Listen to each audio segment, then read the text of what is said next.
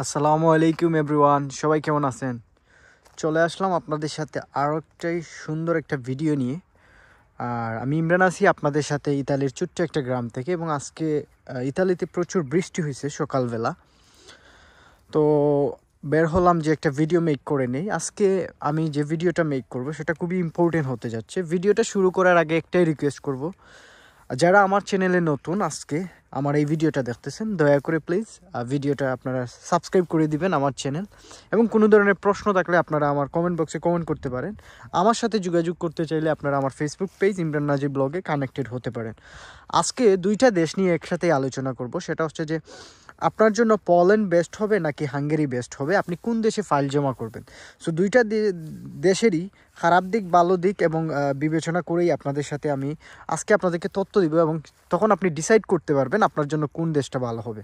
দেখেন, প্রথম যে জিনিসটা হচ্ছে, পোল্যান্ডে হচ্ছে সেনজেন কান্ট্রি, হাঙ্গেরি হচ্ছে সেনজেন কান্ট্রি। এখন আপনি যদি বাংলাদেশ থেকে আপনি এই দুই দেশেরই ফাইল জমা দিতে পারবেন কিনা, হ্যাঁ, আপনি বাংলাদেশ থেকে এই দুই দেশেরই ফাইল আপনি জমা করতে পারবেন, সাবমিট করতে পারবেন, কোনো ধরনের সমস্যা না।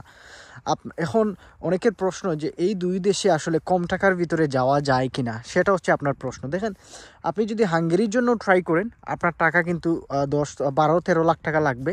আপনি যদি পোল্যান্ডের জন্য বাংলাদেশ থেকে ট্রাই করেন আপনার 12 থেকে 13 লক্ষ টাকা লাগবে। এই যে দেখতেছেন, এইগুলো হচ্ছে আপনার ইতালির কৃষি বাগান, অর্থাৎ কৃষি মাঠ আর কি। এগুলাতে শাকসবজি, শীতের যে শাকসবজি আমরা বাংলাদেশে যেভাবে চাষ করা হয়, এখানেই কিন্তু এই যে দেখতেছেন আপনারা চাষ করা হয়েছে। তো আমি আছি একটা বাগানে, এবং আমাদের ক্যাম্পের বাগান এইগুলো আর কি। এখানে বিভিন্ন ধরনের শাকসবজি ফলানো হয় আর কি। দেখতেই পারতেছেন, এই যে আপনারা দেখতে পাচ্ছেন এইগুলা, ওই যে সামনের দিকে টমেটো। সো যারাই নতুন, দয়া করে সাবস্ক্রাইব করবেন, ভিডিওটা ভালো লাগলে আপনারা অবশ্যই শেয়ার করবেন। এখন আসেন যে হাঙ্গেরির যে দিকটা হচ্ছে, আপনি যদি হাঙ্গেরি বাংলাদেশ থেকে ফাইল জমা করেন, সেক্ষেত্রে আপনাকে ইন্ডিয়া যাওয়ার যে একটা জটিলতা আছে, আপনাকে ইন্ডিয়া যেতে হবে না। আপনি বাংলাদেশ থেকে হাঙ্গেরির ফাইল প্রসেস করাইতে পারবেন, এবং বাংলাদেশ থেকে আপনি এমবেসি ফেস করে নিতে পারবেন। এটা হচ্ছে একটা সুবিধা। অপরপক্ষে আপনি যদি পোল্যান্ডের কথা চিন্তা করেন, পোল্যান্ডে কিন্তু একটা অসুবিধা হচ্ছে, পোল্যান্ডের জন্য আপনাকে ইন্ডিয়া যাওয়া লাগে, এবং ইন্ডিয়া যাওয়ার যে একটা জটিলতা বা ইন্ডিয়া ভিসা পাওয়ার যে একটা জটিলতা, সেটা আপনাকে ফেস করতে হবে। সো এই দিক থেকে বিবেচনা করলে আপনার জন্য বেস্ট হবে হাঙ্গেরি। যদি আপনি চান যে ইন্ডিয়া যাওয়ার যে প্রবণতা বা ইন্ডিয়া যাওয়ার যে একটা ঝামেলা আপনাকে ফেস করতে হবে, এটা যদি চান না, তাহলে আপনার জন্য বেস্ট হবে হাঙ্গেরি। তার পক্ষে অপরপক্ষে আরেকটা জিনিস, খুবই ইম্পর্টেন্ট জিনিসটা, সেটা হচ্ছে যে ভাই, দুইটা দেশের জন্যই কি আমাদেরকে এমবেসি ইন্টারভিউ দিতে হবে কিনা, সেটা অনেকের প্রশ্ন। হ্যাঁ, আপনি দুইটা দেশেরই জন্য আপনাকে এমবেসি ইন্টারভিউ ফেস করতে হবে।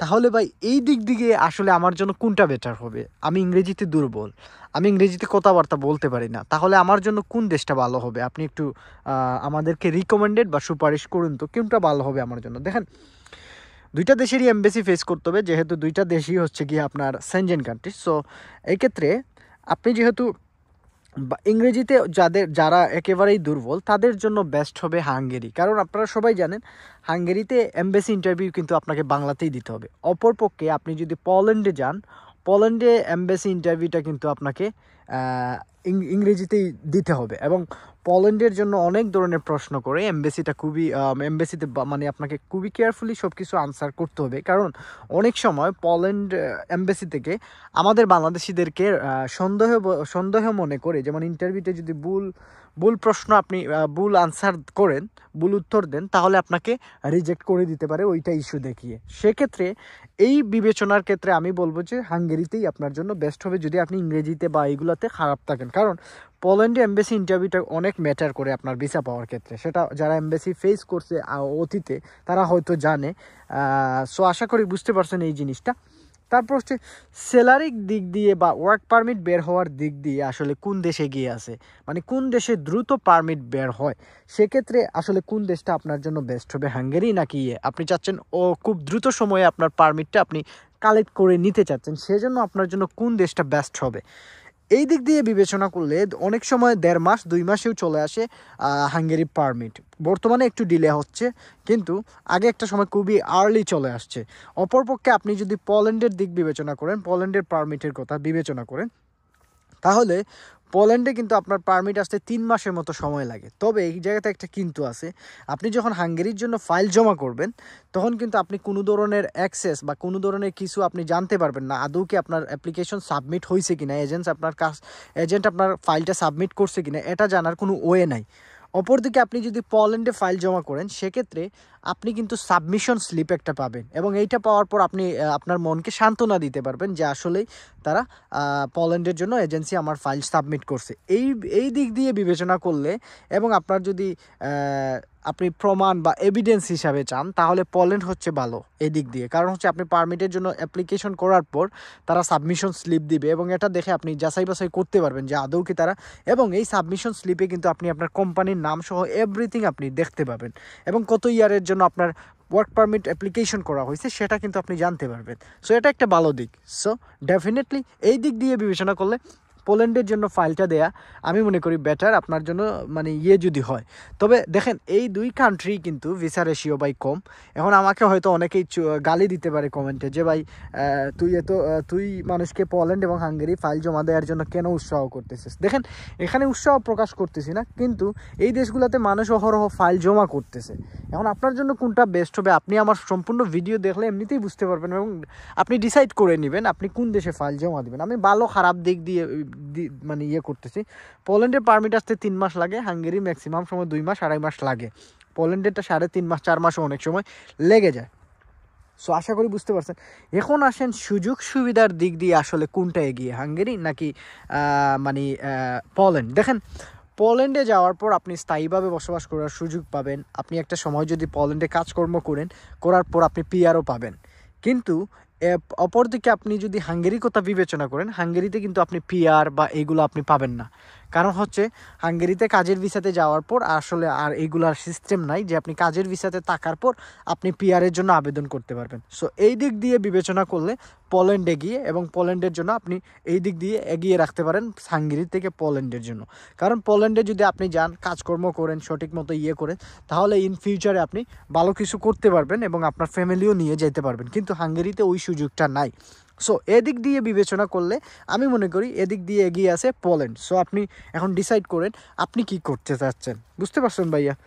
সো আরেকটা দিক আমি আবারও বলবো, যারা নতুন আছেন সাবস্ক্রাইব করে দিবেন। বৃষ্টি হয়েছে, বৃষ্টির কারণে এই যে দেখতেছেন ফসলের মাঠগুলো ভিজে গেছে, জানি না এগুলা পচে যাবে কিনা। এই যে সামনে দেখতেছেন পেঁয়াজের আছে, আপনাদেরকে দেখাই, এই যে পেঁয়াজের দেখতেছি।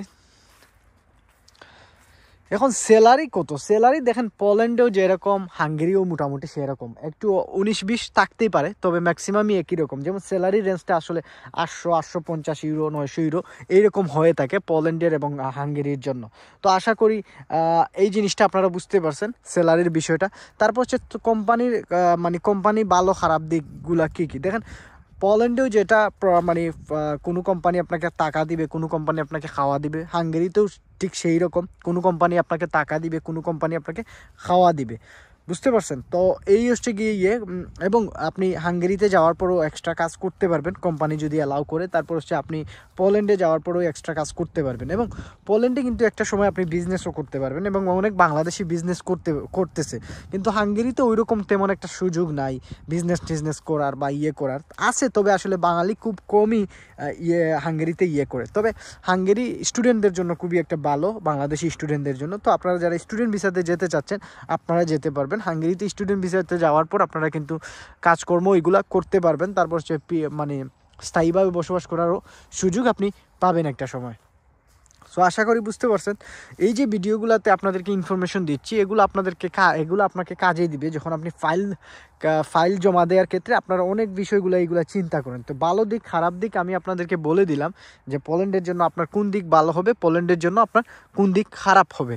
তো আশা করি আজকের এই ভিডিওতে আপনারা যারাই দেখছেন আপনাদের কিছুটা হলেও ইনফরমেশন দিয়ে করতে পারতেছে। আরেকটা জিনিস হচ্ছে যে ভাই পোল্যান্ডে যাওয়ার পর আমি অন্য দেশে যেতে পারবো কিনা, বা হাঙ্গেরিতে যাওয়ার পর আমি অন্য দেশে যেতে পারবো কিনা, ট্রাভেল করতে পারবো।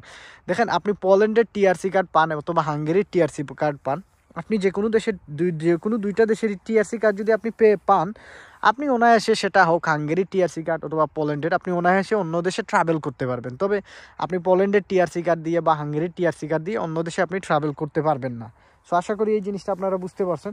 যারা আমাকে প্রশ্ন করছিলেন এই বিষয়গুলো নিয়ে তারা আনসার পেয়ে গেছেন। তো আশা করি আজকের এই ভিডিওতে কিছু তথ্য দিয়ে আপনাদেরকে সহযোগিতা করতে পারছি। তো যারাই নতুন আছেন দয়া করে তো অবশ্যই সাবস্ক্রাইব করবেন, আর আমার লাইভ ভিডিওগুলো আপনারা দেখতে পারবেন, নোটিফিকেশন অন করে রাখবেন। আমি প্রতিদিন লাইভে আসি বাংলাদেশ সময় রাত 2টাতে। আসার পর অনেকের সাথে আড্ডা হয় এবং আপনার যে কোনো ধরনের ইউরোপ নিয়ে যে কোনো ধরনের তথ্য বা যে কোনো ধরনের ইনফরমেশন আপনারা জানতে চাইলে আমার সাথে যোগাযোগও করতে পারেন আমার ফেসবুক পেজ ইমরান নাজিব ব্লগে। সব অবশ্যই সাবস্ক্রাইব করবেন, বেল আইকন অন করে রাখবেন। ভালো থাকবেন, সুস্থ থাকবেন, আল্লাহ হাফেজ।